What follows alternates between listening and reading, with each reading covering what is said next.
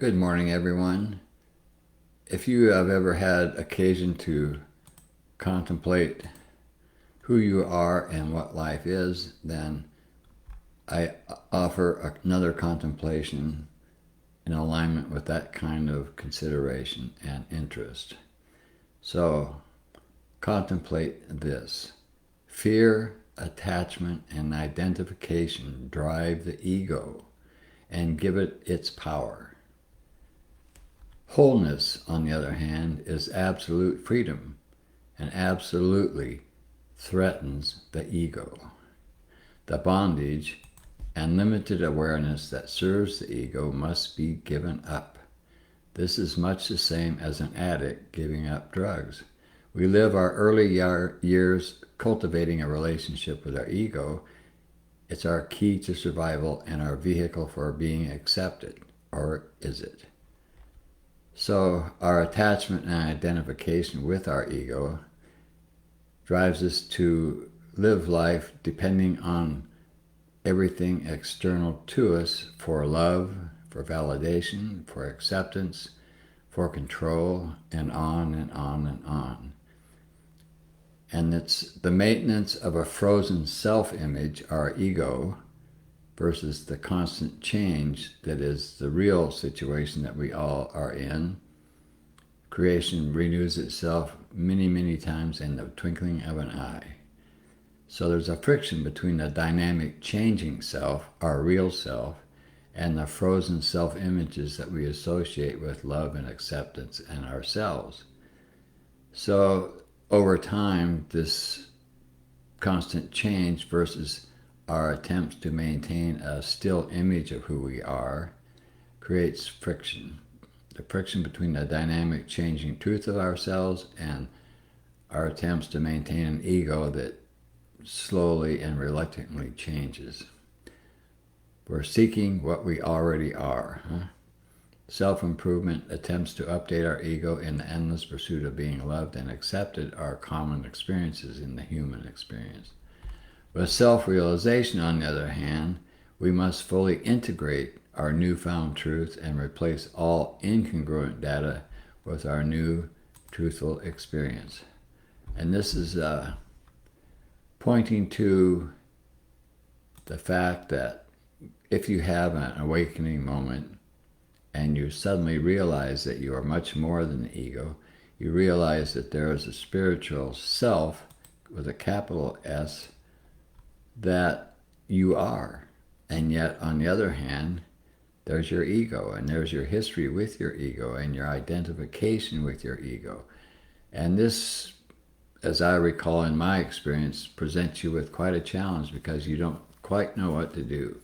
And at first, it can easily be taken that the ego is something that's the antithesis of your truth. And as long as you're in an ego or in your identification with the ego, something must be done or something is wrong. So, which is far from the truth. The truth is our ego is simply a vehicle that allows us to have a human experience. And within that human experience, we can transcend the ego, and our truth coexists with the ego, because our truth is always there. It's never anything other than the truth of who we are. And irregardless of our perception of who we are, which is usually something of a fantasy and not truthful, coexists with that truth, even though there's friction and in some ways one is the antithesis of the other, and yet that's an illusion, and illusion is not real. Illusion is something that is created to make something look real, but it's not. So in truth, there is no friction except the friction we create in ourselves through our perception, our misperception, I should say, of who we are and what life is. And we go on and on through life, as I did. After I had my awakening experience, I thought, oh, that was a great experience indeed, and I would like everybody in this world to have such an experience. But even if you do have such an experience, or if you don't have that experience, if you have a strong drive within yourself to continue to seek out your spiritual self, then sooner or later you're going to run into this conundrum where you do discover your truthful self, and yet what do you do then? And what's the process? And why is it there? And it's simply there. It's a process of integrating the truth of who you are. Once it becomes in your awareness, then all the other data that you have accumulated that defines who you are and what life is must be changed. It must be updated according to what you now know. And to do that, this is what the practice of meditation is really all about. It opens you up to the experiences that offer a truthful experience of who you are, and then it's also a vehicle for making the unconscious conscious. And in that process, in the process of becoming more aware of all those beliefs that you still hold, you have the opportunity to release them and to replace them with truthful data, a truthful information system, if you will, a database, your database about who you are and what life is. And in the early years of my meditation, I know I used mantras, truthful mantras. I am source, I am consciousness, I am one and whole. You know, that kind of repeated information going in while you're in meditation, while your unconscious becomes conscious, is feeding your information database that was previously hidden from you. And in that process, what is incongruent with that statement will come up to be released, and kind of like going to the trash bin on your computer. You don't need it anymore. You're going beyond that. And to make that transition complete and make that transition whole, you have to be actively addressing what isn't congruent with your new experience of being a spiritual entity, a spiritual being, as opposed to a human being.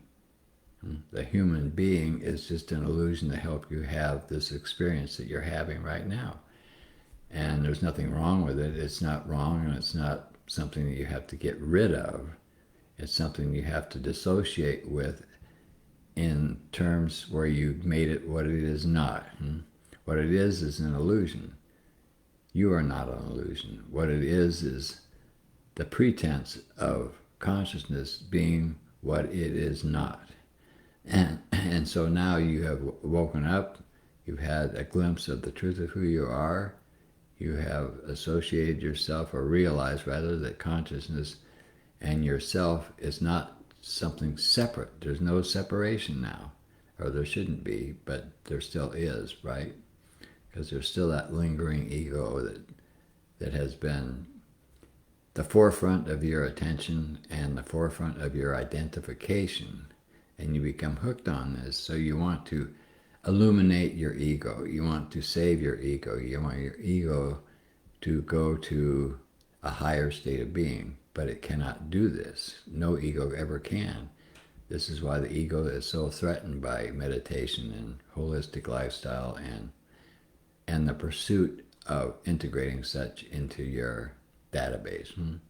So once you have that experience, or any experience that takes you beyond your ego, from fear-based experience to a love-based experience, that's what threatens the ego. When you're inclusive, you're trying to dissolve the barriers, seeming barriers, between you and the other people in your life, or the world at large, or anything. You just want to become one. You want the experience of wholeness, which is also the experience of oneness. But to have that experience, and to have that as particularly as something that you have moment to moment, not just a flash and then it's gone again, which is what usually happens in the beginning of this process. You haven't established that yet, because there's still so much in you, conscious or unconscious, that defines you as something and someone separate from everything that you perceive external to yourself. And all these things that you relied upon are to give you love, to make you acceptable and to belong. that are external to you in your perception, which is an illusion. It's not real. So there's no fulfillment in any of these pursuits. So people oftentimes will find themselves given to pursue such things in various ways. They want to have someone that will fully accept them. They want some organization. They want to belong to their culture. They want to belong to something. And they want to find security in this acceptance and in this love. And it's never really real, and it's never going to be fulfilling because it's not real. And it can't really give you what you're looking for. And the irony of it is that what you're looking for is what you already are. The love you're seeking is the love that you are. And the more you bring that truthful reality into yourself consciously, and the more you update your own database to match the truth of who you are, the more that experience does become your constant. It comes in various ways depending on yourself and how you process the energies that are involved with awakening and the energies that come through you as the expression of who you really are.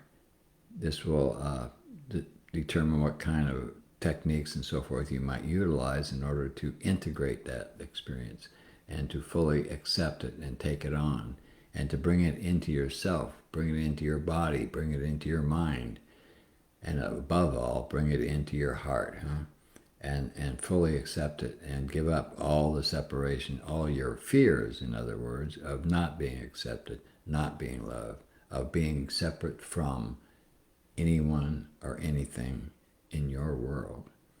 And that's the process that I have been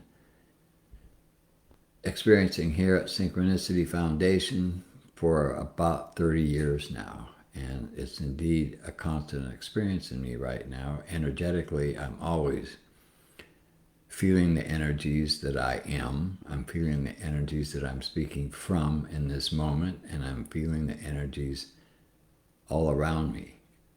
And here and there, it doesn't stay the same. Sometimes it gets very, very powerful, as much as I can withstand, you might say, in this moment, as much as my system can process and hold. And that's the growth. That's the gradual growth from awakening to fully being awakened, in terms of having fully accepted the truth of who you are at a cellular level, at an atomic level, if you will. In other words, you don't leave anything undone. You clean up your database. There is nothing left that's illusory in your experience. Because when you get there, then that's all you see. You see the truth. You see the truth in the people that you run into, whether you know them or not. The world is now a world that is whole. And that experience of seeing and experiencing wholeness is how you express yourself, whether you do it literally or whether you just do it in your common everyday interactions. The energy that comes from you, that comes through your words, that comes through your expression, that energy communicates the truth to the people that are hearing you or seeing you, or that you're interacting with. And this is how wholeness is transmitted, if you will, from one to another and shared from one person to many people. My teacher was one who was exceptionally powerful in that kind of sharing, and that's why I was here. That's why I came here, because in his energy field, I was trained to see myself wholly, to see myself truthfully, and to become truthful within myself. And believe me, there were many, many challenges, and there are still challenges that I run into, because I'm still cleaning up the house, if you will, making sure that there's no dark corners left, that my acceptance of the truth of who I am is complete. And so that's what I wanted to share with you today, that contemplation about being whole and being free from fear, from the attachment and the identification of our ego as something that you depend on rather than that you utilize to express yourself through truthfully. The ego doesn't have to go away because you're now living a life that is fully aware of your truth. It is a vehicle for your truth as it was a vehicle for your illusion prior to waking up. So that was the experience that I wanted to share with you, the contemplation of that experience and the potential for waking up and becoming whole and experiencing your absolute freedom, even though your ego is still there. So that's what I wanted to share with you this morning, and I hope that it has some value for you and it will inspire you to meditate and to continue your journey towards your experience of being whole and absolute freedom. Thank you for watching.